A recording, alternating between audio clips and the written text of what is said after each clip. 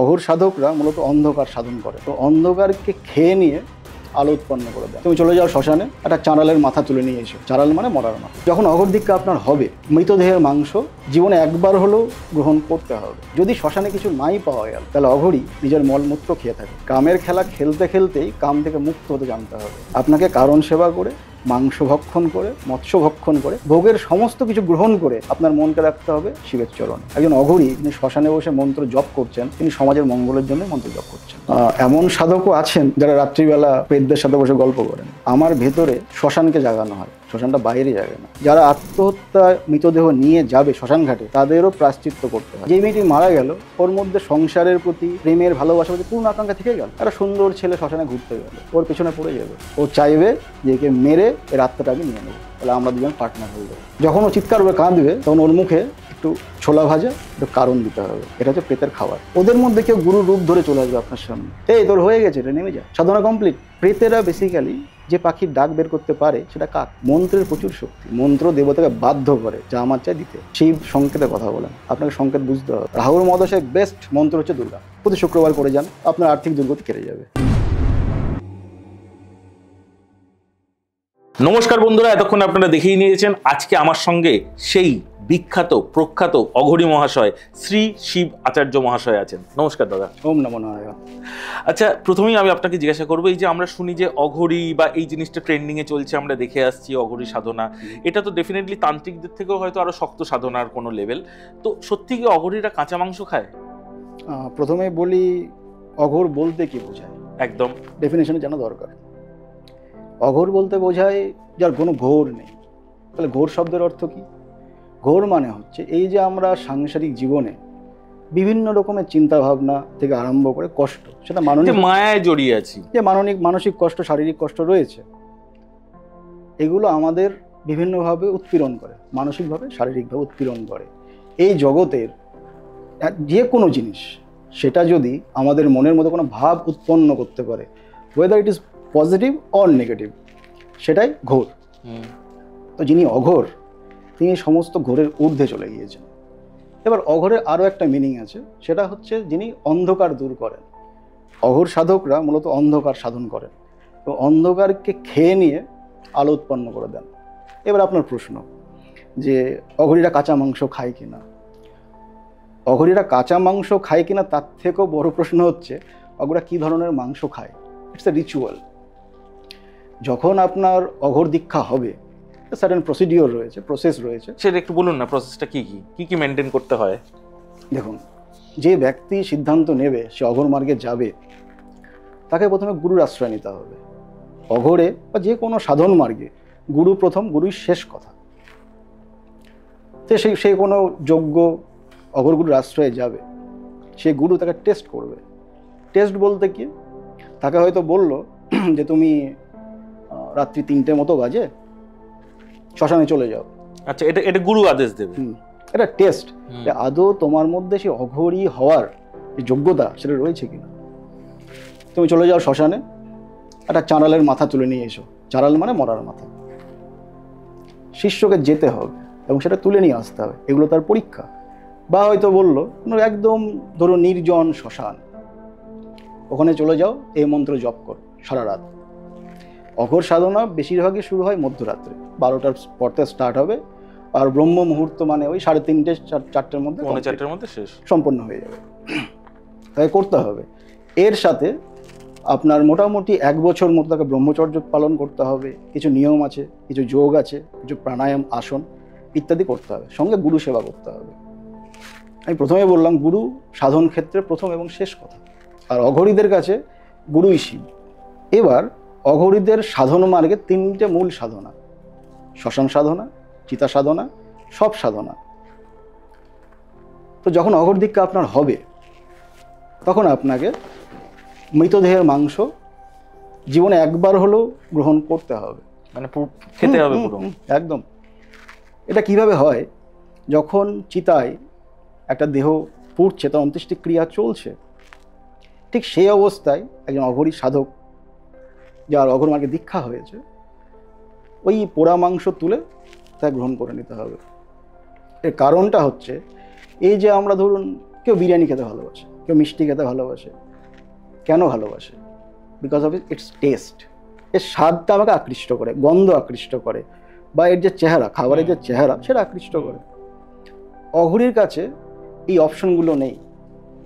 অঘরী শুধুমাত্র খাবে তার উদরপূর্তির জন্য। এবার যেহেতু সে শ্মশানে থাকে, সেখানে তো মন্ডা মিঠাই বা মিষ্টান্ন পাওয়ার ব্যাপার নেই, অতএব সে যা পাবে তাই খাবে। তাহলে খাবারের প্রতি যে বিচার, আমি এটা খাবো না, এটা আমি খাবো, এই বিচারটা ধ্বংস করে দেওয়ার জন্যই একটা প্রক্রিয়া করে নেওয়া হয়ে থাকে। এবং এর সঙ্গে আরেকটি অ্যাড করে দিই, যদি শ্মশানে কিছু নাই পাওয়া গেল, হয়তো আজকে কোনো মৃতদেহ আসেনি, পাওয়া গেল না কিচ্ছু, তাহলে অঘরী নিজের মলমূত্র খেয়ে থাকেন। তার থেকে তো ভালো গাছপাতা খাওয়া। ওই যে বললাম, অঘরীর কাছে না বলে কিছু নেই, ও সামনে যা পাবে ও তাই খাবে। সেটা ধরুন কেউ, আপনি শ্মশানে গেলেন, অঘরী বসে রয়েছেন, আপনার ইচ্ছা হলো তার সেবা করবেন, বাবা একটু মিষ্টি কিনে দিলাম, মিষ্টি খেয়ে নেবে। তার মানে এটা নয় যে সে মিষ্টিই লাগবে। কোনোদিন কেউ কোথাও নেই, কিচ্ছু পেলো না, সেদিন তাই। ফাইন। আচ্ছা, এই খাওয়ার ব্যাপারের অ্যান্সারটা তো পেলাম। এবার একটা খুব সাংঘাতিক প্রশ্ন করব, যেটা অনেকেই হয়তো এটা নিয়ে মুখ খুলতে চান না। এই সাধনার মার্গে মহিলা যারা আসেন, তাদের সঙ্গে কোনো সময় কি কোনো জায়গায় মানে যৌনতাও জড়িয়ে থাকে? দেখুন, যৌনতার সাধন মার্গে একরকম রূপ, আর গৃহস্থ মার্গে একরকম রূপ। যিনি অঘরী, মূলত আমরা যে অঘরীদের দেখি, দেখবেন বেশিরভাগ কালো পোশাক ওনারা পরে থাকেন, পুরোটাই কালো পরে থাকেন ওনারা মূলত হচ্ছেন কাপালিক অঘরী। বৈষ্ণব মার্গের অঘরীও হয়। এবার আপনার যে প্রশ্ন, হ্যাঁ যৌনতা জড়িয়ে থাকে, এটা একটা সাধনা। এই সাধনায় যারা অঘোর মার্গে সাধিকারা আসেন, তারা শিব এবং শক্তির এক নির্দিষ্ট সাধনা করে থাকেন, যেই সাধনাকে আমরা কুণ্ডলিনী জাগরণ বলে জেনে থাকি। আচ্ছা, সেখানে কি হয় আমি পুরো প্রক্রিয়া বলতে পারবো না, নিষেধ আছে আমাদের, তবু কিছু আর কি, মানে যেটা সেটা আমি বলে দিচ্ছি। মানে আমি এমন একটা এক্সক্লুসিভ কিছু জানতে চাইছি যেটা আজ পর্যন্ত কোনো দর্শক অ্যাটলিস্ট পায়নি। দেখুন, সেটা হয় নির্দিষ্ট স্থানে, নির্দিষ্ট তিথি নক্ষত্র দেখে। স্থান মানে কি রকম? মানে মানে আমি এটা খুলেই বলছি, ধরে নিন তার মানে গুরু সেবাতে গুরু বললো যে আজকে রাত্রে আমি অমুক শিষ্যাকে চাইছি, ব্যাপারটা এরকম নয়। তাহলে এটাকে বলা হয় চক্র অনুষ্ঠান। আচ্ছা, চক্র অনুষ্ঠানে কি হয়, গুরু থাকবেন, আর যিনি সাধিকা থাকবেন তিনি, এবং তার সঙ্গে আরও একাধিক সাধক সাধিকা থাকতে পারেন। চক্র অনুষ্ঠানে গুরু হচ্ছেন চক্রেশ্বর, আর যিনি সাধিকা তিনি চক্রেশ্বরী, অর্থাৎ শিব এবং পার্বতী, সহজে বোঝার জন্য।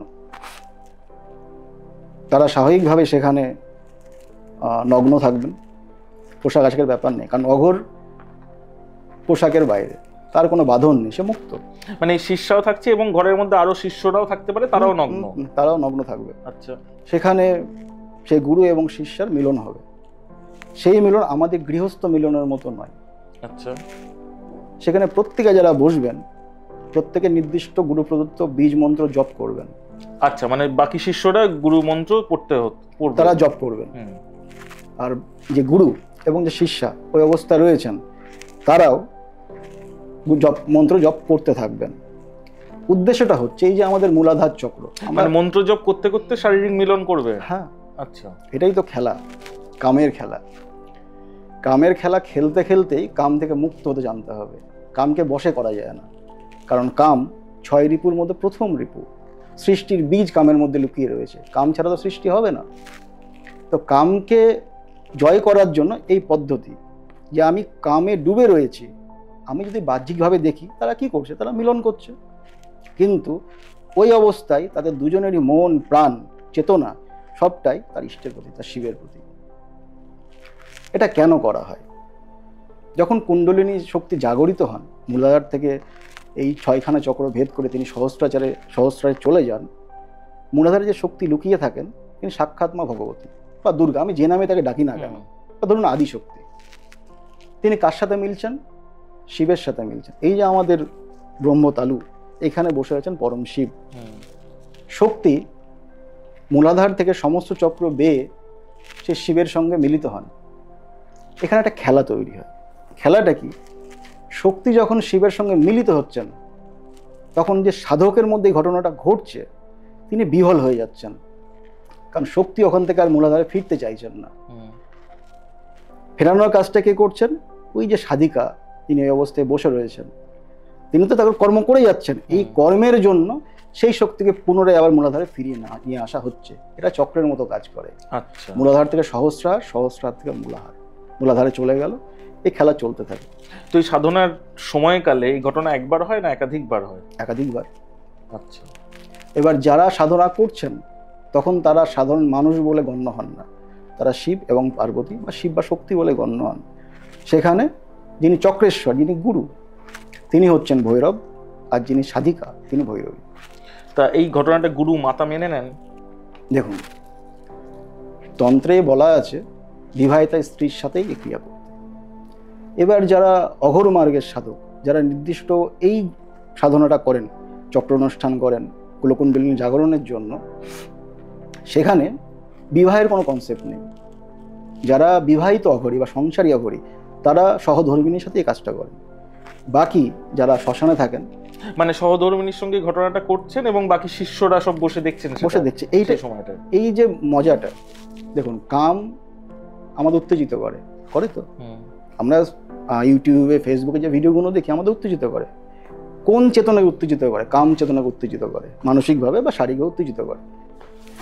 তো আমার সামনে এই ঘটনা ঘটছে, আর আমাকে মনে রাখতে হবে কোথায়? আমার ইষ্টের ওপরে।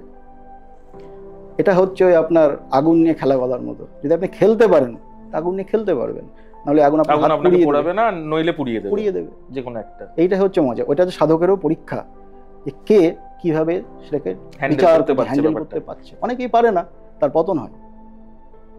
সাধকের পতন হয়, এবং এই সাধনা করতে গিয়ে 95% সাধকেরই পতন হয়ে যায়। এটা মা ভগবতীর চরমতম পরীক্ষার মধ্যে একটা, যে তোমাকে আমি ভোগের মধ্যে ডুবিয়ে দেবো, চরমতম ভোগে ডুবিয়ে দেবো। এবং সেই চক্র অনুষ্ঠান এমনি হয় না, সেখানে কারণ থাকে, মাংস থাকে, মাছ থাকে। সে মাংস কি মানে সেই মানুষের পোড়া মাংস না নর্মাল মাংস? নর্মাল বলি প্রদত্ত যে মাংসগুলো, সেগুলোই হবে। আপনাকে কারণ সেবা করে, মাংস ভক্ষণ করে, মৎস্য ভক্ষণ করে, ভোগের সমস্ত কিছু গ্রহণ করে আপনার মনকে রাখতে হবে শিবের চরণে, ভগবতীর চরণে। এটাই আপনার পরীক্ষা, এটাই সাধন। আর বাকি হলো অঘরী। অঘরীরা মৃত নারীর সাথে বিবাহ বন্ধনে আবদ্ধ হন। আচ্ছা, এটা কিরকম যদি একটু বলেন এই রিচুয়ালটা? এটা তো একটা প্রক্রিয়া। এখানে কি হয়, কোনো সধবা নারী, তিনি মারা গিয়েছেন, এবং যারা অঘোর মার্গের সাধক, তারা ঠিক জানে যে মৃতদেহ কোন দিক দিয়ে আসবে, কবে আসবে, তারা ঠিক জানেন। আচ্ছা, তারা ঠিক সেই তক্কে তক্কে থাকেন। সেরকম যদি সুলক্ষণযুক্ত সধবা নারীর দেহ পাওয়া যায়, সেই সধবা নারীর সেই দেহটাকে নিয়ে এসে তারা দেহ পাবে কি করে? সেই মহিলার তো পরিবারের লোকজন ছাড়বে কেন? অনেক রাস্তা আছে, সেগুলো গুপ্ত, সেগুলো বলা যাবে না। আচ্ছা, পাওয়া যায়। তো সেই দেহটা নিয়ে আসার পর তার সংস্কার বিধান করা হয়, তাকে স্নান করানো হয়, সুগন্ধি জল দিয়ে স্নান করানো হয়। স্নান করিয়ে ঠিক সধবা নারী যেমন হন, তাকে তেমনভাবে সাজানো হয়। তার উপরে 3 দিন মন্ত্র জপ করা হয়। বিশেষ মন্ত্র রয়েছে, অঘোর মন্ত্র। শরীরে পচন ধরে না? অঘরীর কাছে পচা কি আর তাজা কি সবই সমান, যা হচ্ছে হোক, ওর কোনো ব্যাপার নেই কি পচা কি টাটকা। অঘোর একটা সত্তার নাম। তো 3 দিন মন্ত্র জপের পর সেই সাধক সেই মহিলাকে বিবাহ করেন। ঠিক অঘোর মার্গে যেভাবে বিবাহ প্রক্রিয়া হয় আমাদের, সেভাবেই করেন। করার পর সেই রিচুয়ালটা, বিবাহের রিচুয়ালটা কতক্ষণের? মানে সেটা তো নিশ্চয়ই আমাদের এমনি নরমাল বিবাহ আমরা যেরকম দেখি। অঘোর মার্গে বিবাহের সিস্টেম সম্পূর্ণ আলাদা। সেটা কি রকম? এটা গুহ্য বিদ্যা, এটা গুরুর কাছে শিখতে হয়। আচ্ছা আচ্ছা আচ্ছা। তো বিবাহের পর একজন সিঁদুর দানটা হয়, সবটা হয়। আচ্ছা, শাঁখা সিঁদুর সব হয়। এবং একজন স্বামী তার স্ত্রীর সাথে যা যা কর্ম করেন, তিনি ঠিক তাই করেন। সঙ্গম করেন। সঙ্গম করার পর যতটা ভালোবাসা তাকে দেওয়া সম্ভব সেই সাধকের পক্ষে সবটা সেই সেই ফিলিংসটা উগরে দেয়। উনি উগড়ে দেন। দেওয়ার পর একটা সময়ের পর 5 দিন বা 7 দিন পিরিয়ডের পর সেই মৃতদেহের অন্ত্যেষ্টিক্রিয়া করে দেওয়া হয়। মানে ততক্ষণ ওই একটা ঘরের মধ্যেই দুজনে থাকেন। একদম।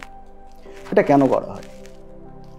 দেখুন, অঘোর বা অঘোরী যারা, তারা কোনো নিজের কথা চিন্তা করেন না, তারা সমাজের জন্য চিন্তা করেন। একজন অঘোরী যিনি শ্মশানে বসে মন্ত্র জপ করছেন, তিনি সমাজের মঙ্গলের জন্য মন্ত্র জপ করছেন। এই যে আমি মন্ত্র জপ করছি, আমার শব্দ একটা শক্তি, এই শক্তি তো নষ্ট হবে না। আমি আজকে ওম বা ওং এই মন্ত্র জপ করি, এ অমর হয়ে গেল। এই প্রকৃতিতে কোথাও না কোথাও সে থেকে যাবে, প্রকৃতিতে কোনো একটা ছন্দে, কোনো একটা লয়ে মিশে যাবে। মন্ত্রেরও সেই সিস্টেম। তো অঘোরী এই কারণে বিদ্যাগুলো আমাদের করানো হয় বা অঘোরীরা করেন। কেউ যে নারী যিনি সধবা, তার মনে যে আকাঙ্ক্ষা রয়ে গেল, স্বামীর ভালোবাসা পেল না বা হয়তো সন্তানের ভালোবাসা পেল না, তার যে আত্মার যে কষ্ট, সেটাকে উনি পূর্ণতা দিয়ে দেন। ফলে তার যে আত্মা, তার মুক্তি হয়ে যায়। আচ্ছা, এই আত্মার মুক্তির জন্য অঘোরী এই ক্রিয়া করেন। এখানে নিজের কোনো স্বার্থ নেই, মানে পুরোপুরি ওই আত্মাটাকে মুক্তি দেওয়ার জন্য। সাংঘাতিক, মানে গায়ে কাঁটা দেওয়ার মতন ঘটনা। দেখুন, কাঁটা দেওয়াটা স্বাভাবিক, কারণ সাধারণ গৃহস্থ সমাজ বা বাস্তব যে সমাজ আমরা ঘোরাফেরা করি, তারা অঘোরীদের ভয় পায়। তো মানে এই সময়টা কোনো সময় প্যারানর্মাল কিছু ঘটে না? মানে হয়তো ওই মহিলার আত্মা চলে এলো, হ্যাঁ, আসতেই কোনো পারে, সময় নড়ে উঠলো, এরকম কিছু হ্যাঁ, হয় ঘটনা? হতেই পারে। কথা বলতে পারে এসে, কথা অবধি বলে? কথা বলতে, মানে এরকম কোনো ঘটনা আপনি আমি শুনেছেন? ঠিক আমি যেভাবে আপনার সাথে বসে রয়েছি, এর মধ্যে কথা বলবো আপনার সাথে, এভাবে কথা। মানে এটা কোনো হ্যালুসিনেশন নয় বা কিচ্ছু নয়, মানে প্রপার একটা আত্মা আসছে, নাকি ওই ডেড বডিটাই উঠে বসছে? ডেড বডির মধ্যে সেই তার যে আত্মা, সে ফিরে তাকে আসে পুনঃস্থাপন করা হয়, করে তাকে জাগানো হয়। এবং তখন ডেড বডি হাঁটাচলা করে ঘরের মধ্যে? নর্মালি করে না, উঠে বসে কথা বলে, কিছু রেসপন্স করে। কারণ তার কষ্ট বলতে, দেখুন, ও দেহ ছেড়ে চলে গেছে, দেহের রাস্তা বন্ধ। আমাদের দেহে অনেকগুলো গেট আছে, দরজা আছে, সেই দরজা দিয়ে আমাদের আত্মাটা বেরিয়ে যায়। পুনরায় যখন আত্মা চেষ্টা করে সেই দেহ, সেই গেট দরজাগুলো দিয়ে দেহে প্রবেশ করতে, সে পারে না, দরজাগুলো বন্ধ। অঘোরী বিশেষ প্রক্রিয়ায় সে আত্মাকে বা তার যে প্রেত, তাকে নিয়ে সে শরীরে প্রবেশ করায়। তখন সে মুক্তি কামনা করে, যে আমাকে মুক্তি দাও। তখন অঘোরী তাকে বোঝান যে তোমার মুক্তি কামনা দিয়ে ক্রিয়াগুলো আমি করছি, তুমি নিশ্চিন্ত হয়ে যাও। যখন সে মুক্তি পায়, তার যেটা ধাম, তার যেটা কর্ম, সে লোকে সে চলে যায়। সর্বনাশ। এরকম কোনো ঘটনা মানে ঘটেছে বা প্রত্যক্ষদর্শী আপনি? দেখুন, যারা শ্মশানবাসী, ভূত প্রেত তাদের কি বলবো, বন্ধু বলতে পারেন। এমন সাধকও আছেন যারা রাত্রিবেলা প্রেতদের সাথে বসে গল্প করেন। আপনি প্রত্যক্ষদর্শী নাকি শুনেছেন? দু একটা শোনা, আর কিছু আমার ব্যক্তিগত অভিজ্ঞতা আছে। এটা আপনার অভিজ্ঞতাটা বলুন শুনি। তার আগে আমি একটু আমাদের অঘোর সাধনা সম্পর্কে বলে দিই। আমাদের মূল 3টে সাধনা: শ্মশান সাধনা, চিতা সাধনা, আর আপনার সব সাধনা। চিতা সাধনাটা কি? শ্মশান সাধনাটা কি? অঘোর মার্গে প্রবেশের পর প্রথম যে সাধনা গুরু আপনাকে দেবেন, সেটা শ্মশান সাধনা, শ্মশানকে জাগরিত করা। এই শ্মশান আমরা যাই, শ্মশানকে কি করে জাগাবেন আপনি, তার প্রক্রিয়া, তার বিধি আছে, দ্রব্য আছে। মানে জাগাতে হয় কেন? আমার ভেতরে শ্মশানকে জাগানো হয়, শ্মশানটা বাইরে জাগে না। আচ্ছা, আমি বাহ্যিকভাবে দেখছি শ্মশান বাইরে যাচ্ছে, আমার ভেতরে শ্মশান জাগছে। শ্মশান কেন জাগাতে হবে ভেতরে? কারণ আমার ভেতরে যদি শ্মশান না হয়, তাহলে আমার তো কর্ম নষ্ট হলো না। আমার যে আকাঙ্ক্ষা, সেগুলো পূর্বে কোথায়? শ্মশানে পূর্বে। তো বাইরে যেমন শ্মশান জাগবে, আমার ভেতরে শ্মশান জাগবে। আমার ভেতরে শ্মশান জাগানোর আগে আমাকে বাইরে জাগাতে হবে, কারণ ভেতরে প্রবেশের রাস্তাটা বাইরে দিয়ে ঢুকতে হবে। এটা পদ্ধতি। আমাদের বলা হয় টার্ন ইনওয়ার্ড, ভেতরের দিকে ঘুরো বা ভেতরের দিকে ঢুকে যাও। আপনি আগে বাইরে কাজ করবেন, তবে না আপনি ভেতরে ঢুকবেন। এটা তার প্রক্রিয়া। শ্মশান জাগানো হয়, শ্মশান জাগালে শ্মশান আপনার সাথে কথা বলবে। যে ভূমিকে আপনি দেখেন, লোক অনেকে ঘুরতে যায় আজকাল শ্মশানে, পার্কের মতো বাচ্চা কাচ্চা ঘুরতে যায়। তারা যে কি সর্বনাশ করছে নিজের জন্য, তারা নিজেরাও জানে না। কি হয়, মানে কি ক্ষতি হতে পারে? সব কিছু হতে পারে, সব কিছু হতে পারে। মানে আমারই ইনফ্যাক্ট কিছু বন্ধু বান্ধব আছে, আমি তাদের নাম নিচ্ছি না, তারা কিন্তু এখনো পর্যন্ত রাত্রিবেলা ইচ্ছা হলো একটুখানি চলে গেলাম নর্থের দিকে, একটু গিয়ে শ্মশানের ওখানে চাটা খেয়ে চলে এলাম। দেখুন, শ্মশানের কনসেপ্টটা বুঝতে হবে। নিমতলা শ্মশান তো এটার জন্য বিখ্যাত, সারা রাত ওখানে চায়ের দোকান খোলা আছে, আড্ডা টাড্ডা মেরে ঘুরে চলে এলো। শ্মশানের কনসেপ্টটা বুঝতে হবে। শ্মশান কি করে? শ্মশান মুক্তির জায়গা, রাইট? আমরা যখন মারা যাই তখন আমাদের ওখানে অন্ত্যেষ্টি ক্রিয়াটা হয়, এবং ওটাকেই স্বর্গদ্বার ধরা হতে পারে, যে স্বর্গে যাওয়ার ওটাই রাস্তা শুরু। শ্মশান এমন একটা জায়গা যেখানে মহামায়ার অধিকার নাই।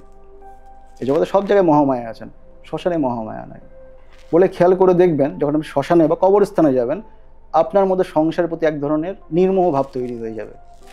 মানে জগতে কিচ্ছু নেই, এখানে তো পড়তে হবে। এই যে ভাব, একে বলে বিরক্ত ভাব। বিরক্ত মানে ইরিটেশন নয়, এই বিরক্ত ভাব মানে হচ্ছে মোহভঙ্গ হয়ে যাওয়া, বিরক্ত। শ্মশানের কনসেপ্ট এই, শ্মশান মুক্তির জায়গা। শ্মশানে কারা বাস করে? প্রেতেরা বাস করে। যারা মুক্তি পাচ্ছে না তারা ঘুরে ঘুরে বেড়াবে। বেতাল বাস করতে পারে, পিশাচ থাকতে পারে, ডাকিনী থাকতে পারে, আর অনেক ধরনের জিনিসপত্র থাকতে পারে। শ্মশানের ক্ষেত্রপাল আছে, শ্মশানের দিকপাল আছে, শ্মশানের ভৈরব আছে, মহাভৈরব আছে, শ্মশানে যারা রক্ষা করেন। সেখানে যাবে কারা? যে চিতায় উঠবে সেই যাবে। আমি গৃহস্থ মানুষ, আমার কোনো কাজ নেই তো ওখানে। এবার আমার খুব শখ, আমি খুব দুঃসাহসী, আমি শ্মশানে চলে গেলাম। আপনি যেখানে যাবেন সেখানকার কিছু না কিছু এনার্জি আপনি ক্যারি করবেন নিজের মধ্যে, এটা প্র্যাকটিক্যাল। যেমন ধরুন, আপনি কোনো বারে গিয়েছেন, সবাই নাচছে, আপনারও নাচতে ইচ্ছা করবে। কেন নাচতে ইচ্ছা করবে? কেউ তো আপনার নাচতে বলেনি। বিকজ দ্য ভাইবস, সাইকোলজি, একদম দ্য ভাইবস, দ্য এনার্জি আপনাকে নাচতে বলবে, চলো একটু নাচি। তো এনার্জি আপনার অদৃশ্য, আপনার মাইন্ডের গেম খেলে আপনার ভিতরে প্রবেশ করছে। শ্মশানও তাই হবে। আপনি শ্মশানে গেলেন, আপনি বুঝবেন না, শ্মশানে কিছু এনার্জি আপনাদের প্রবেশ করে যাবে। আপনি গৃহস্থ মানুষ, বাড়ির স্ত্রী আছে, সন্তান আছে, আপনি শ্মশানকে যদি বাড়িতে ডেকে নিয়ে আসেন, আপনার বাড়িটার কি অবস্থা হতে পারে আপনার ধারণা? এবং বলছেন এটা এফেক্ট পড়ে মানুষের জীবনে। ডেফিনেটলি পড়ে। আজকে যখন আমি একটু, যেহেতু অ্যাস্ট্রোলজি নিয়ে চর্চা করি অল্প স্বল্প, ম্যাক্সিমাম বাড়িতে বাস্তুর সমস্যা, ম্যাক্সিমাম বাড়িতে রোগ ব্যাধি, ম্যাক্সিমাম বাড়িতে স্বামী স্ত্রীর মধ্যে মিল নেই, অশান্তি। কারণটা কি? কারণটা হচ্ছে ইনডিসিপ্লিন। সব জায়গায় যেতে নেই, সব কিছু করতে নেই। কিছু নিষেধ শাস্ত্রে আমাদের ঋষিরা বলে গেছেন, সেগুলো করতে নেই। এবার আমরা, আমাদের শরীরে জোর আছে, রক্তের সেই জোরে আমরা সাহসটা দেখিয়ে ফেলি, কিন্তু যখন সেই বাঁশটা আমার সামনে এসে দাঁড়িয়ে পড়ে, তখন কোনো বাবা বা কোনো ঠাকুর, কোনো মন্দির ছুটে বেড়ায়। এগুলো অ্যাভয়েড করা উচিত। কারণ ধরুন, ছোট্ট উদাহরণ দিই, কোনো একটি মেয়ে মারা গেছে বা সুইসাইড করেছে, বয়ফ্রেন্ডের সঙ্গে ব্রেকআপ হয়েছে, সে সুইসাইড করেছে। আত্মহত্যা যারা করে তাদের কিন্তু সম্পূর্ণ অন্ত্যেষ্টিক্রিয়া হয় না, তাদের 3 দিন পালন করা হয়। এবং আত্মহত্যার ক্ষেত্রে বলা আছে, যারা আত্মহত্যা মৃতদেহ নিয়ে যাবে শ্মশান ঘাটে, তাদেরও প্রায়শ্চিত্ত করতে হয়, এটা বিধি। কিন্তু আমরা করি না। এবার যে মেয়েটি মারা গেল, ওর মধ্যে সংসারের প্রতি, প্রেমের, ভালোবাসার প্রতি পূর্ণ আকাঙ্ক্ষা থেকে গেল।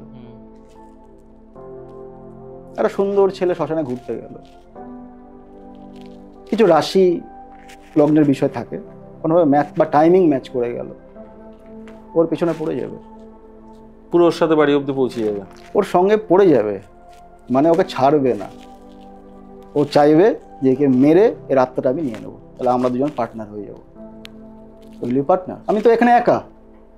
এই যে বলি না আমরা, ইদানিং সবাই খুব বলে, মডার্ন যুগ তো, আমি খুব একা থাকতে পছন্দ করি, আমাকে প্লিজ একা ছেড়ে দাও। প্রকৃত একা বলতে কি বোঝায়, তার প্রকৃত স্বরূপ প্রেত জগৎ জানে। যারা প্রেতজনিতে আছে, পিশাচজনিতে আছে, তারা জানে একা বলতে কাকে বলে। সেখানে কেউ নেই, কেউ নেই মানে কেউ নেই।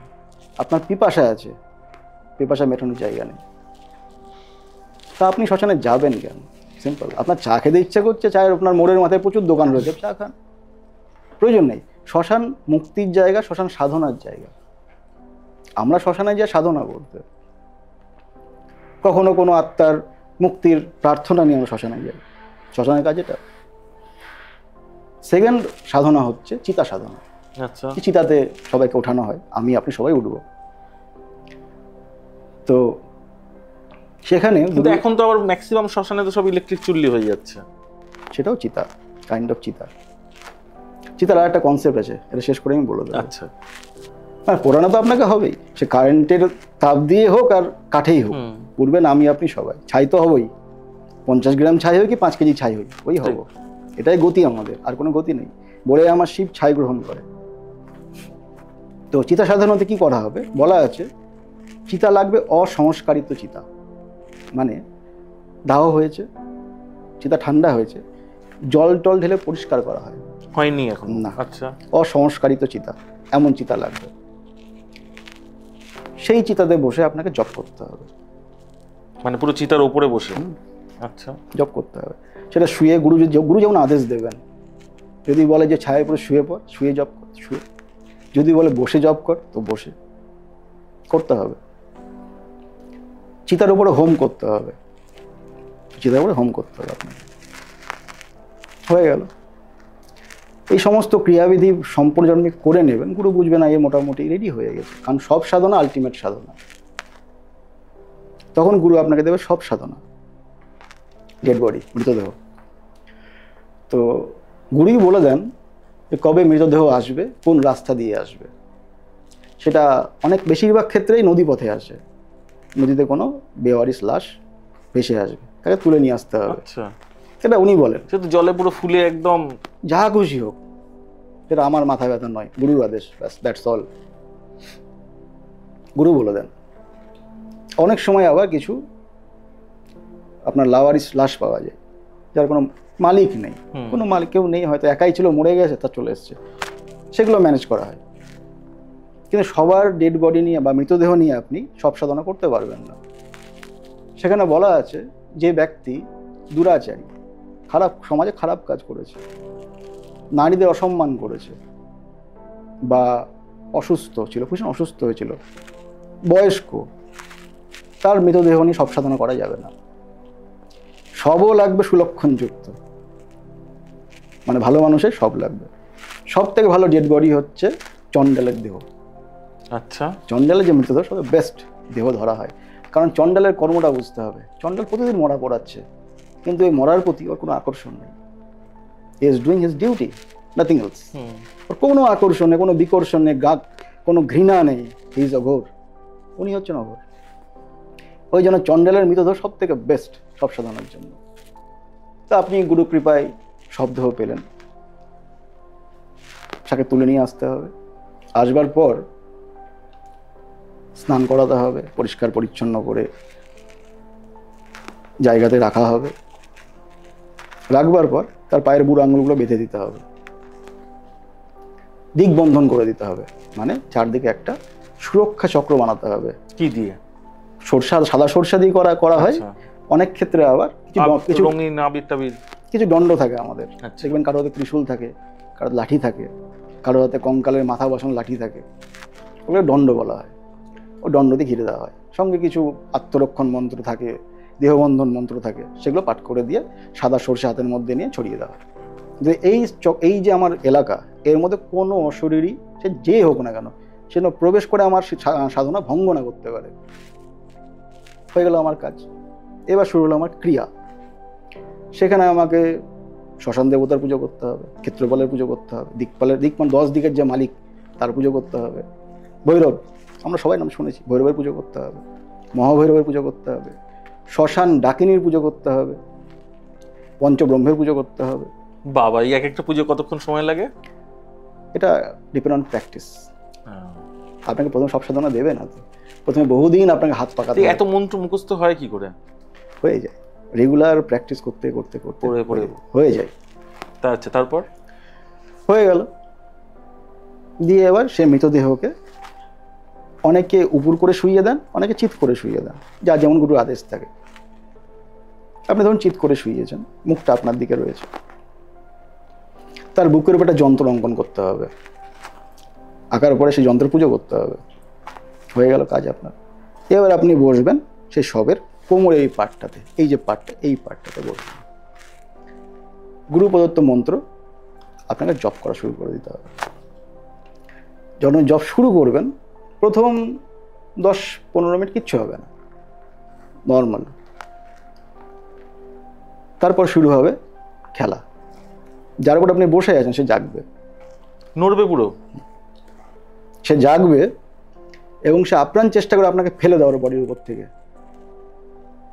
সর্বনাশ। অনেক ক্ষেত্রে উঠে গলাও টিপতে চায়, মেরে ফেলতে চাইবে, আপনাকে হত্যা করতে, চিৎকার করবে। কিন্তু আপনি যদি মন্ত্র করে দেহবন্ধন করে রেখেছেন, সে আপনার ক্ষতি করতে পারবে না, কিন্তু চেষ্টা করবে আপ্রাণ। যখন পারবে না তখন কাঁদবে, আমাকে মুক্তি দাও। কারণ একটা মৃতদেহের অন্তিম গতি হচ্ছে চিতা, তার অন্ত্যেষ্টিক্রিয়া হবে বা কবরে যাবে। সাধক তার অন্ত্যেষ্টিক্রিয়া না করে তার নিজের কর্মকাণ্ডে দেহটাকে লাগাচ্ছে, তার আত্মা কেঁদে বেড়াচ্ছে। কারণ দেহের সাথে আত্মার একটা বন্ধন আছে, ছাড়তে পারছে না, তার দেহের অন্ত্যেষ্টি হচ্ছে না, সে মায়ে আবদ্ধ হয়ে রয়ে গেছে, সে চিৎকার করবে। এটা আপনি মানে প্রত্যক্ষদর্শী? হ্যাঁ। সর্বনাশ। যখন ও চিৎকার করে কাঁদবে তখন ওর মুখে একটু ছোলা ভাজা, একটু কারণ দিতে হবে। এটা হচ্ছে প্রেতের খাবার। যখন ও চেঁচাবে, মুখ খুলবে, একটু ছোলা ভাজা, একটু কারণ ঢেলে দিতে হবে, চুপ করে যাবে, খাবে। চিবিয়ে খাচ্ছে পুরো? গিলে খেয়ে নেবে। আচ্ছা, এটা একটা পার্ট গেল। এবার তারপরে আপনার জব বাড়ছে, রাত ঘন হচ্ছে, তখন শ্মশানের শয়তানরা জেগে উঠবে, পেট জাগবে, পিশাচ জাগবে, আপনার চারিদিকে ঘুরে বেড়াবে। তাদের কিরকম দেখতে লাগে তখন? মানে কিছু দেখা যায়, অবয়ব কিছু ছায়া দেখা যায়? কিরকম দেখতে? যে যেভাবে মারা গিয়েছিল সে সেই রূপ আপনার সামনে চলে আসবে। ধরুন ওই শ্মশানে এমন কোনো ব্যক্তি যে হয়তো আগুনে পুড়ে মারা গেছে, তার আত্মা সেভাবেই আপনার সামনে আসবে। মানে আগুনে জল জল করে পুড়ছে? হ্যাঁ, ওই ছাই এখান থেকে মাংস ঝলসে গেছে, মানে সেই মুহূর্তটা। হ্যাঁ, ও চলে আসবে আপনার সামনে। কারোর রেলে কেটে মারা গেছে, মাথা নেই, বডিটা আছে, সে হাজির হয়ে যাবে আপনার সামনে। ভূতের কীর্তন বলে শুনেছি তো আমরা, ভূতের কীর্তন। হ্যাঁ, ভূতের কীর্তনই ওখানে হয়। সবাই এসে ভিড় করে? হ্যাঁ, আপনাকে সাধনা করতে দেবে না তো, এটা আপনার টেস্ট, ইটস এ টেস্ট, আপনি কতটা যোগ্য হয়েছেন। এবং সব থেকে মজার বিষয়, যারা আপনি মন্ত্র জপ করছেন, যে দেবতা বা দেবীর, তিনি সব জানেন। তিনি সব জানেন আপনার সাথে কি ঘটনা ঘটছে। উনিও বসে মজা নিচ্ছেন, উনিও দেখছেন, বেটা তুমি কতটা পারো আমিও দেখছি, তোমারও দম দেখি। সহজে কিছু পাবেন না, নিজেকে যোগ্য প্রমাণিত করলে তবে আপনি পাবেন। আর এই মুহূর্তে যদি কেউ ভয় টয় পেয়ে ছিটকে বেরিয়ে পালিয়ে যেতে যায়, তাহলে শেষ, তাহলেও শেষ। সব সাধনার সব থেকে বড় প্রবলেম হচ্ছে, হ্যাঁ এটা হয়, অনেক অজ্ঞান হয়ে যায়, হার্ট অ্যাটাক হয়ে যায়। যদি মরে গেল তো ঠিক আছে, চলে গেল, প্রেতজনই পেয়ে গেল। যদি ভয় পেয়ে পালিয়ে গেল, তো যার মৃতদেহের উপরে সাধনাটা করছিল তার প্রেত ওকে ছাড়বে না, কারণ সে তো মুক্তি পেল না। তার প্রেত ওকে ছাড়বে না, সে পৃথিবীর যে কোনো কোনায় যাক, ওর প্রেত ওকে ঘুরে বেড়াবে, ছুঁয়ে বেড়াবে। যতদিন পর্যন্ত না সেই সাধককে মেরে ফেলে হত্যা করবে, ততদিনও শান্তি নেই। এই জন্য এটা হচ্ছে সব সাধনার একটা ক্যাচ। মানে পুরো ওই বলয়ের চারি সাইডে দেখা যায় এরকম সব, হ্যাঁ, বাকি আত্মারা এসে ঘুরে বেড়াচ্ছে। আমি আপনাকে ভূত দেখিয়ে দিতে পারবো। কিভাবে? তার আগে একটা শর্ত আছে আমার, আমাকে বন্ড পেপারে লিখে দিতে হবে যে আপনার কিছু হলে আমি দায়ী নই। আপনাকে 8 থেকে 12 লাইনের একটা ছড়া দেবো, আপনি 3 দিন করবেন, তারপর আমাকে ফোন করবেন, ভূত চলে আসবে। তারপর আপনি নিজে ফোন করবেন আমাকে। এবার যখন সব সাধনা আপনার সম্পন্ন হয়ে গেল, আপনি সিদ্ধি করে নিতে পারলেন না, সাধনাটা সম্পন্ন হলো, মানে সম্পন্ন হলো। এবার ওরা আপ্রাণ চেষ্টা করার পর, হ্যাঁ, যখন সাধক একদম ঠিক হয়ে আছে, নড়ছে না, তখন ওরা সরে যাবে। তারপরে হবে কিছু মায়ার খেলা। কেমন মায়ার খেলা? সাধক সাধনা করছে গুরুর আদেশে, রাইট?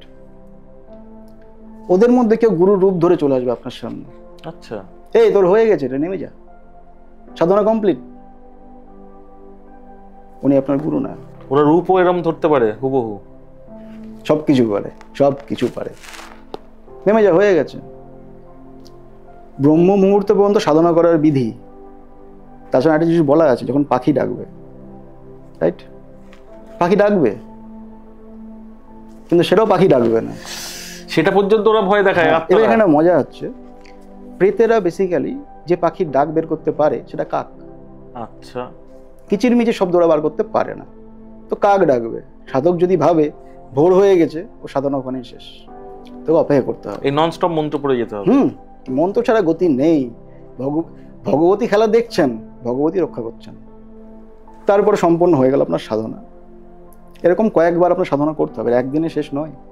একাধিকবার এরকম একাধিক ডেড বডির ওপর? হ্যাঁ, করতে হবে যতক্ষণ আপনার সিদ্ধি না আসছে। সিদ্ধিটা কিভাবে আসবে?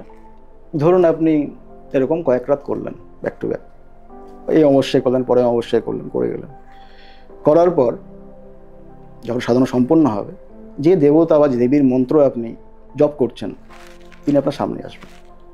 আচ্ছা।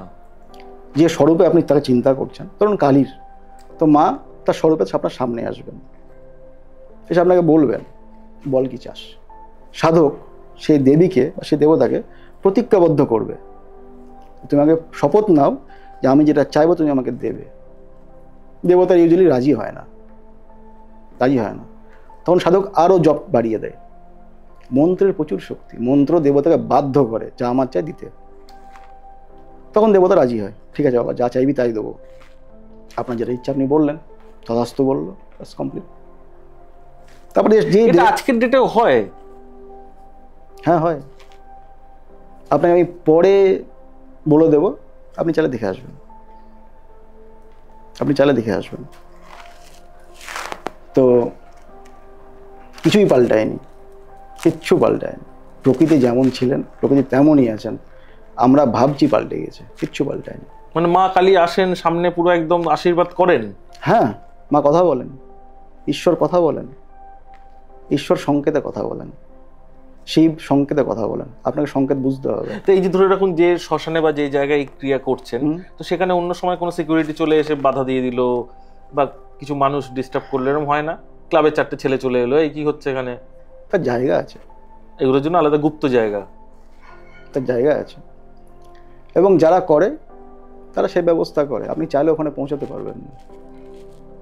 আচ্ছা, মানে সেটাও দৈবিক মতে কিছু বেঁধে দেন নাকি? আপনি দেখতেই পাবেন না।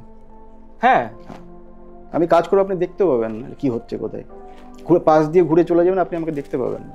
মানে এরকম কি তারাপীঠের শ্মশানেও হয় যেটা আমরা দেখতে পাই না বলছেন? তারাপীঠে সব আছে, তারাপীঠে সব আছে, যা আপনি চান সব আছে। মা কালীও আছেন, বামদেবও আছেন, মা তারাও আছেন, ওই তারাপীঠ শ্মশানেই আছেন। এবং এটা আমার অভিজ্ঞতা থেকে বলছি, অভিজ্ঞতাটা আমি বলবো না, অভিজ্ঞতা থেকে বলছি। মা অভিজ্ঞতাটা বলতেই পারেন, তো শেয়ার করতে পারেন না। একটা বিষয় আছে এখানে, সব অভিজ্ঞতা বলতে নেই। কেন বলতে নেই? মা আমাকে যেটা ব্যক্তিগতভাবে দিচ্ছেন সেটা আমার আর মায়ের ভেতরের ব্যাপার, আমি ওটা ডিসক্লোজ করতে পারি না। যতটা পারলাম আমি বলে দিলাম। চিতা, যেটা আমি বলছিলাম, চিতা সাধনাটা কি? আমার মনে সবসময় বিভিন্ন ভাব উৎপন্ন হচ্ছে, রাইট? খারাপ ভালো সব রকম উৎপন্ন হচ্ছে। আমি সবসময় সেই যন্ত্রণায় জ্বলে যাচ্ছি। আজকে বউয়ের সাথে ঝগড়া হয়ে গেল, তখন খুব যন্ত্রণা, এত বাজে বাজে কথা আমাকে বলে দিল। বিকেলবেলা ওই বই যখন আমাকে এক কাপ চা এনে দিচ্ছে, আমার সেই যন্ত্রণাটা ভুলে গিয়ে ভালোবাসা জেগে যাচ্ছে।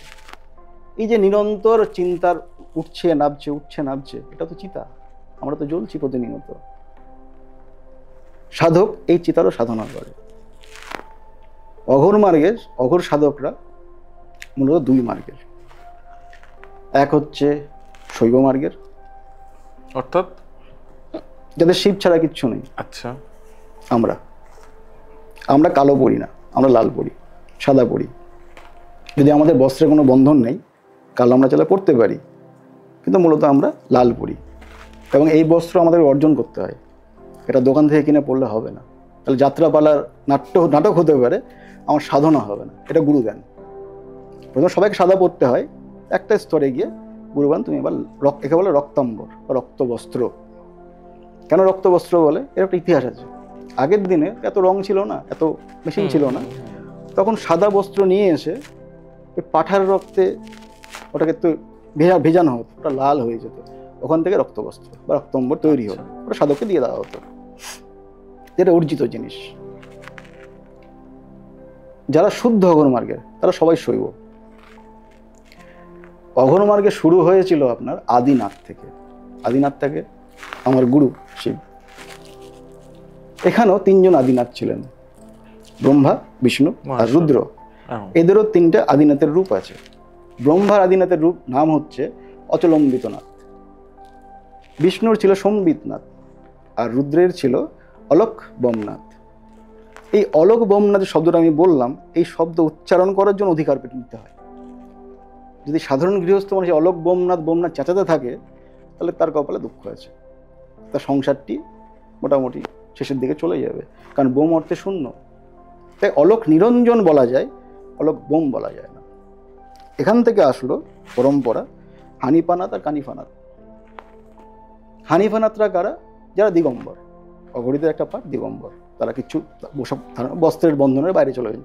মানে অঘরী হচ্ছে লাজ লজ্জা ভয়, তিন থাকতে নয়, তার প্রকৃষ্ট উদাহরণ হচ্ছে কেন অঘরী, তা কিচ্ছু নেই। তাহলে এই মার্গেই কি তারা পড়ে যারা গঙ্গাসাগরের সময় আসে, মানে প্রায় উলঙ্গ অবস্থায় দেখা যায়? তারা নাগা, ওটা আলাদা, ওটা আলাদা। ওটা 10 নামে জুনা আখড়ার ভাগ চলে গেল, ওটা আলাদা।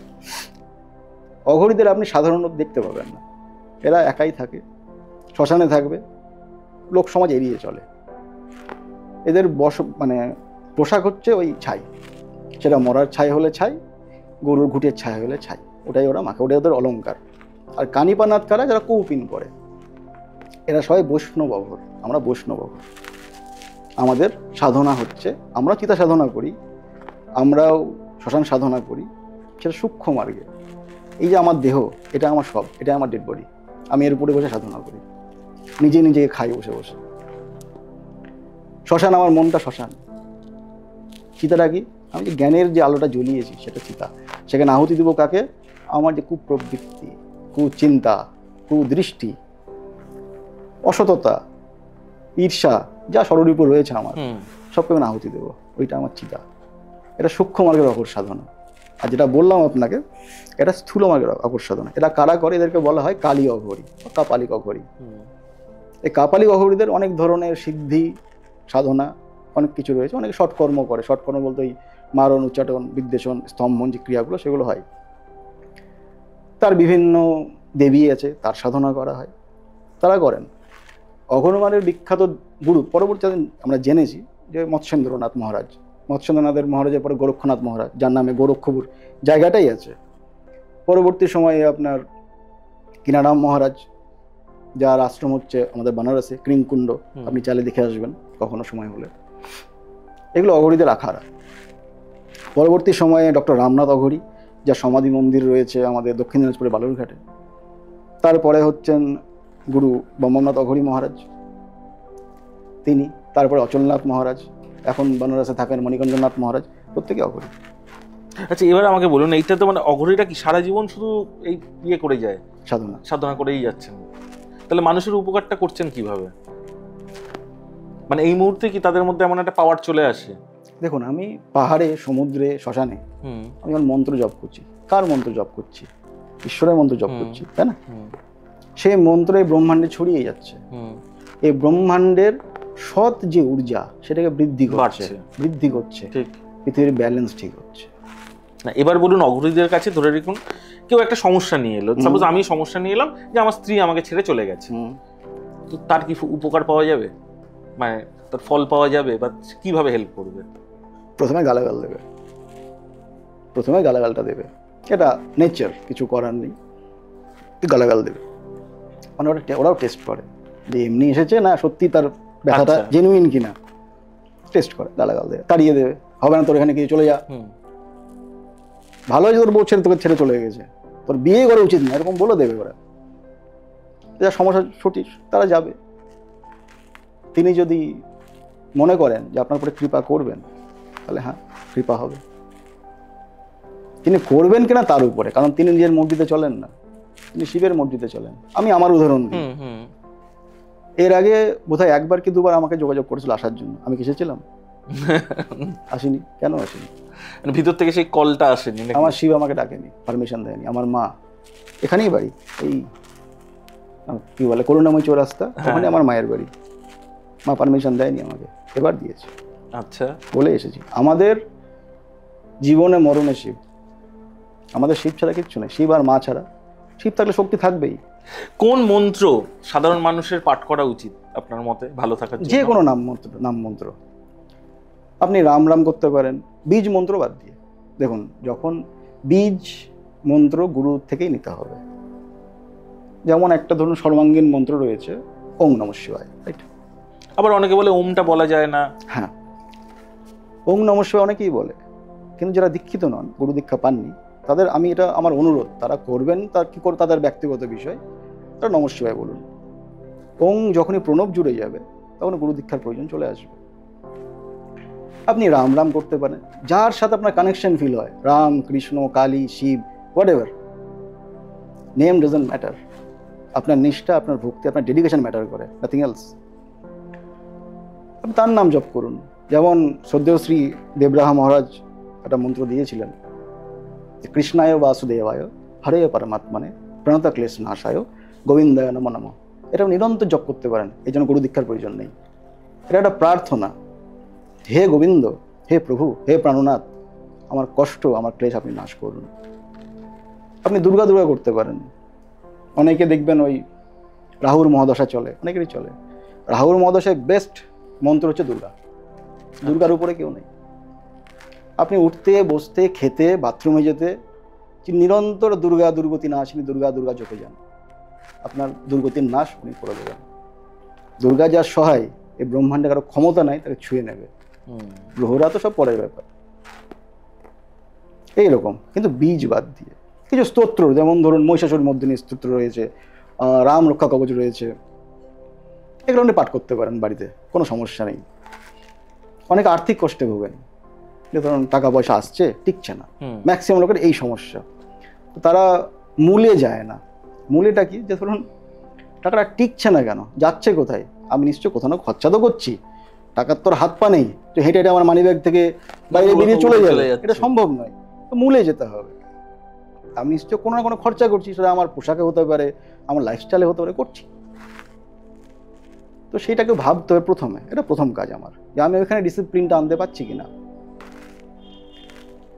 এবার যদি বলে পুজো পাঠ, তাহলে বেস্ট রেমেডি হচ্ছে আর্থিক অনটন কাটানোর জন্য আপনি শুক্রবার মা লক্ষ্মী পুজো করুন, না বৃহস্পতিবার। আচ্ছা, শুক্রবার, সবাই বৃহস্পতিবারে করে, শুক্রবারে করতে হবে। কারণটা হচ্ছে জাগতিক যা ভোগ বিলাস, এর মালিক হচ্ছে শুক্র। শুক্রের ইষ্টদেবী হচ্ছে মা লক্ষ্মী। ওই জন্য শুক্রবারে মা লক্ষ্মীর পুজো করতে হবে। আপনি যেভাবে পারেন করুন, প্রতি শুক্রবার করে যান, আপনার আর্থিক দুর্গতি কেটে যাবে। 1, 2, আপনি শুক্রবারে পারছেন না, একটা ঘর তো স্থাপন করতেই পারেন, 10-15 মিনিটের ব্যাপার করে দিন। নিজের জন্য এইটুকু সময় মানুষকে বের করা উচিত বলে আমার মনে হয়। প্রতি পূর্ণিমায় আপনি শ্রী বিষ্ণু মা লক্ষ্মীর পুজো করুন বাড়িতে। মা লক্ষ্মীর ঘট কিভাবে স্থাপন করতে হয়? ব্রাহ্মণ ছাড়া কেউ নিজে স্থাপন করতে আমাদের চাইছে? বাংলার মায়েরা যথেষ্ট বুদ্ধিমতী ভক্তি, তারা জানেন। কিচ্ছু নেই, একটা ঘট নেবেন, তাম্র ঘট হতে পারে, মাটির ঘট হতে পারে, আপনার যেটা সুবিধা হবে আপনি নেবেন। তার মধ্যে দেখবেন ওই পঞ্চগুড়ি, পঞ্চরত্ন পাওয়া যায় দশগণার ভাণ্ডার, সেগুলো দিয়ে দিলেন। একটা কড়ি দিয়ে দেবেন, আম্র পল্লব দেবেন, তার উপরে একটা নারকেল বা ডাব দিয়ে দিলেন। আপনি ঘর যেখানে স্থাপন করবেন সেখানে আতপ চাল আর কুমকুম আর সিঁদুর, কুমকুম একটু দিয়ে দেবেন। কেন দেবেন? কারণ যখন আপনি কুমকুম আতপ চাল ঘটের নিচে দেবেন, সে বিকাম মা অন্নপূর্ণা। লক্ষ্মী তখন মা অন্নপূর্ণা হয়ে যাবে, ট্রান্সফরমেশন হয়ে যাবে মায়ের। মা অন্নপূর্ণা তখন আসবেন। স্থাপন করে দিলেন। আপনি শুক্রবারে আবার ঘট চেঞ্জ করে, ঘট যদি তাম্র ঘট হয় তো আপনি জলটা কোনো একটা গাছের নিচে দিয়ে দিলেন, আম্রপল্লব গাছের নিচে দিয়ে দিলেন, আবার সেম একই প্রসিডিওরে দিয়ে দিলেন। আর মাকে যেভাবে আপনার পসিবল, আপনি যখন লক্ষ্মী, কালী, শিব মা বলছেন, বাবা বলছেন, তো তার সাথে একটা সহজ সম্পর্ক তৈরি করুন। সহজ সম্পর্ক, সেখানে তামঝাম নেই। এটা হচ্ছে ভক্তি মার্গের কথা, যে আমি তোমাকে ভালোবাসি, দ্যাটস অল। তুমি যেমনই হও না কেন, আমার মা করুণাময়ী কালী, অনেকে ভয় পায় ওকে দেখে, তো কি, আমার মা তো আমাকে গর্ভে নিয়েছে, তো আমার গর্ভধারিণী উনি। আমার শিব, হ্যাঁ আমার শিব গলায় সাপ পরে ঘুরে বেড়ায়, শিবের গণের মধ্যে ভূত, পেশা, পিশাচ, দানব, ডাকিনী সবাই আছে। সমাজে যাকে কেউ চায় না, ব্রহ্মাণ্ডে সবাই যাকে খেদিয়ে দিয়েছে, শিব তাকে গ্রহণ করে। তাতে আমার কি? আমার তো বাবা, আমার তো গুরু। মানে রিচুয়ালটা সবসময় ফ্যাক্টর নয়, মন থেকে কানেকশনটাই আসল। দেখুন, রিচুয়াল হচ্ছে বাহ্যিক, যে বললাম এটা হচ্ছে বাহ্যিক সাধনা। বাইরে করতে করতে ভেতরে ভাব আসবে। আমি একটা মেয়েকে, আমার একটা মেয়েকে পছন্দ হলো, রাইট? প্রথমেই তো এমন নয় যে আমার মধ্যে রোমিওর মতো ভালোবাসা জেগে যাবে, এটা পসিবল নয়। পুরো সিনেমাতে হয়। আমি ধীরে ধীরে মেলামেশা করবো, গল্প বলবো, মানে কিন্তু বাহ্যিক আচরণ আমি প্র্যাকটিস করছি। করতে করতে করতে 5 মাস, 6 মাস, 1 বছর পরে আমার ভেতর থেকে তার মধ্যে সেই ভালোবাসায় টান, আকর্ষণটা তবে গিয়ে জন্মায়। এটাও ঠিক তাই। ঠিক কথা। এটা হচ্ছে পুজো বিজ্ঞান। আমরা একদম প্রোগ্রামের শেষের দিকে চলে এসেছি, আমাকে একটু বলুন, সেটা হচ্ছে আপনি তো এত ভূত পিশাচ কর্ণপিশাচ সবার সঙ্গে ওঠা বসা করছেন, ঘর করছেন প্রায় এরকম বলা যায়, তো আপনার নিজস্ব এক্সপিরিয়েন্স কি আছে, ভৌতিক এক্সপিরিয়েন্স? প্রচুর আছে, দ্য লটস অফ। 2-3টে বলে দিচ্ছি। এটা 2018 সালের ঘটনা। আমি আর আমার এক পার্টনার, আমরা যেহেতু সাধন মার্গের লোক, আমরা নিশাচর প্রাণী, মানে সূর্য ডুবলে আমাদের দিন শুরু হয়। দুর্গাপুজোর সময় আমাদের ওখানে চাঁচল বলে একটা জায়গা আছে, চাঁচল থেকে মানিকচক হয়ে মালদা শহরে ঢুকতে হয়। তো আপনার চাঁচল থেকে যে রাস্তাটা মানিকচকে আসে সেখানে রতুয়া বলে একটা জায়গা পড়ে, সেখানে দিনের বেলা বাইক চালাতেও ভয়ই লাগে, রাস্তাঘাটে লোকজন থাকে না বিশেষ, শুনশান, একদম শুনশান, গ্রামের যেমন রাস্তা, আলো ফালোর কোনো গল্প নেই। তো আপনার তখন রাত্রি প্রায় 12টা 12:30 হবে। আমরা চাঁচলে গেছি ঠাকুর দেখতে, মালদা শহর থেকে প্রায় 2.5-3 ঘন্টার রাস্তা, বাইক ড্রাইভ করে যেতে হবে। ফিরছি তো হট করে আমাকে বলে ওই রাস্তায়, তো শোন না একটু চা খেলে হতো না? তোমার বন্ধু বলছে? হ্যাঁ, আমার পার্টনার। তাহলে হ্যাঁ রে, এখনো রাত্রি 12:30 বাজে, এই চত্বরে কে চা দেবে আমাকে? অসম্ভব একটা বিষয়। বলে চল না, দেখে না যদি পাই, শিবের কি ইচ্ছা কে জানে। হ্যাঁ চল, এগোচ্ছি এগোচ্ছি এগোচ্ছি। দূর থেকে মনে হচ্ছে একটা আলো, লাইট দেখতে পাচ্ছি। দেখ দেখ আলো জ্বলছে, চল ঠিক হয়ে এগিয়ে গেলাম। ওই দোকানটার পরে মোটামুটি ধরুন 50 স্টেপ পরে একটা মোড় মতো আছে, ওখান থেকে লেফট টার্ন নিতে হবে। দেখছি হ্যাঁ একটা চায়ের দোকান, একটা ঝুপড়ি মতো রয়েছে, ওই লম্প জ্বলছে, মানে কেরোসিনের যে লম্প, সেই লম্পটা জ্বলছে ওইখানটাতে। একজন মহিলা দাঁড়িয়ে রয়েছেন, চায়ের সামগ্রী নিয়ে দাঁড়িয়ে রয়েছেন। ভদ্রমহিলার চেহারা কুচকুচে কালো, মানে কালো তস্য কালো, চুলগুলো খোলা। আমি নেমে বললাম হ্যাঁ গো চা হবে? উনি কোনো কথা বললেন না, মাথার নেড়ে সারা হ্যাঁ হবে, হ্যাঁ 2 কাপ চা দাও, চিনি একটু কম দেবে। উনি চা তৈরি করলেন। আমরা তো গল্প করছি নিজের মতো করে। বলে যে ভূত আগুনের সামনে ভয় পায়, বা আগুন, উনি আগুন জ্বালিয়ে চা বানাচ্ছেন। সিনেমাতে হয়, বাস্তবে হয় না।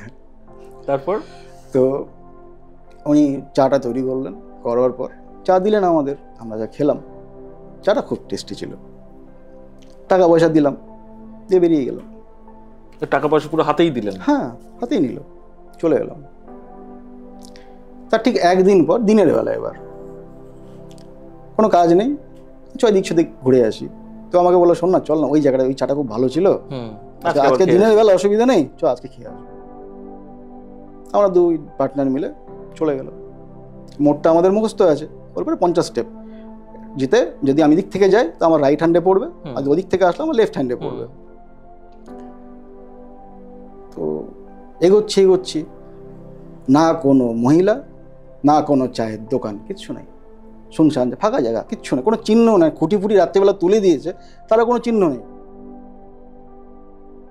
তাহলে কই রে, চায়ের দোকান কোথায় এখানে? সেই তো। তো মনের ডাউট হলো, একটু মোড়ের মাথায় আসলাম, একটুখানি পিছিয়ে মোড়ের মাথায় আসলাম। ওখানে কিছু লোকজন বসে থাকে, চায়ের দোকান আড্ডা মারছে। তো আমি বললাম যে হ্যাঁ গো, এখানে একটা চায়ের দোকান ছিল, একটা মহিলা চা বিক্রি করতেন, কোথায় গেল? তো তুমি বিশ্বাস করবে না, সবাই আমাদের দিকে হাঁ করে তাকিয়ে আছে। বলে কোন জায়গায় গো দাদা? ওই যে ওইখানটায়। বলে এখানে তো কোনো চায়ের দোকান নেই গো। তুমি কবে চা খেয়েছো? কালকে না, পরশুদিন রাত্রিবেলা আমরা খেয়েছি। বলে কটার দিকে? 12:30 1টা মতো হবে। বা তোমরা একটু বসো, হ্যাঁ এখানে একটু বসো, জল টল খাও। কেন বলো? বলে ওখানে তো প্রথম কথা কেউ চা বেচে না। হ্যাঁ বিক্রি করতো, মোটামুটি বছর 5 আগে।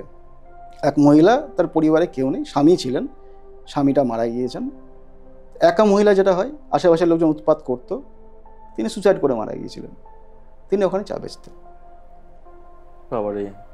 তো আমি ভাবলাম যে হোয়াট এভার, যাই হোক না কেন, চাটা ভালো ছিল, সেটা ক্ষতি তো কিছু করেনি। পেটের হাতের চা খাওয়া সৌভাগ্যের বিষয়, খেয়েছি, ভালো ছিল। তুমি কখনো মানুষ অদৃশ্যতা দেখেছো? না। মানে এরম ভাবে বসে রয়েছি, মানুষ তোমার অদৃশ্য হয়ে যাবে, মিলিয়ে গেল পুরো একদম। 2021 সাল, পরিবারের একজন হসপিটালে ভর্তি, করোনা লকডাউন মোটামুটি উঠবে, একটা চলছে। তো ওকে আমি নার্সিংহোমে, দুপুরবেলা, রাত্রিবেলার গল্প না, দুপুরবেলা।